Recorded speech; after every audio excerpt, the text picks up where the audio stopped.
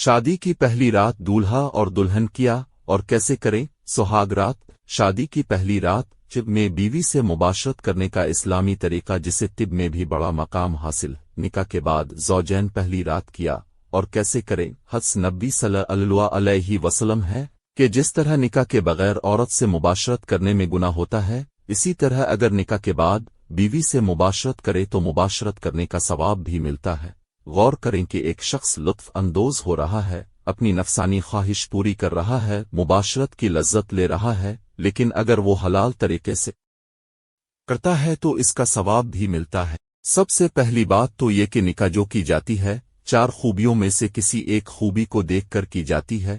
مالدار عورت دیکھ کر اجمال، خوبصورتی دیکھ کر پھر حسب و نسب، خاندان دیکھ کر پھر دینداری دیکھ کر، تو اللہ کے رسول صلی اللہ علیہ وسلم نے ہمیں یہ حکم فرمایا کہ دیندار عورت سے نکاح کرو۔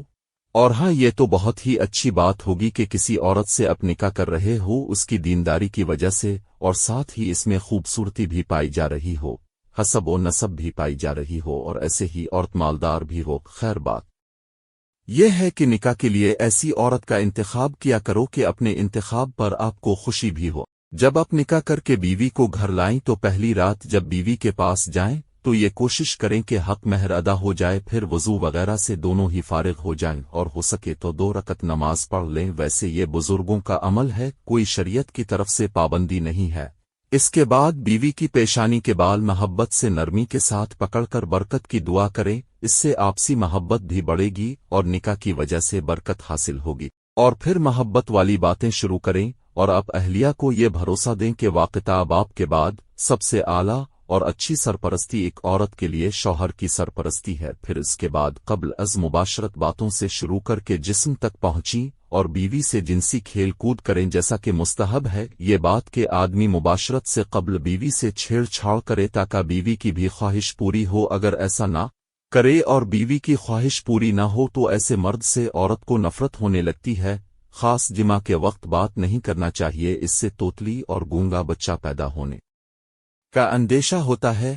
جب ہم بستری کا ارادہ ہو تو یہ شیطان مردود کی شرکت سے بچنے کی دعا ہے۔ پھر اصل مباشرت کے عمل کو انجام دے، لیکن مکمل ننگا نہ ہونا بہتر ہے۔ اپنے اوپر کوئی چادر وغیرہ ڈھانپ لے، بوس و کنار اور چھونے، کاٹنے، لمس کرنے اور جنسی طور پر مکمل کھیل کود اور چھیڑ چھاڑ کے بعد آہستہ آہستہ دخول کرے۔ ایک بیت پورا دخول نہ کرے کہ جس سے بیوی کو تکلیف ہو، یعنی شروع زوردار جھٹکے نہ لگائے، بلکہ آہستے آہستے جب بیوی کی عادت بن جائے تو پھر اس کی اجازت اور اس پر رحم و کرم کرتے ہوئے مباشرت کے عمل کو مکمل کرے تاکہ دونوں اس عمل سے مکمل سراب ہو جائے، بیوی بھی جنسی اعتبار سے مکمل طور پر مطمئن ہو جائے تاکہ شوہر کی عزت بیوی کی نظر میں اور بھی بڑھ جائے۔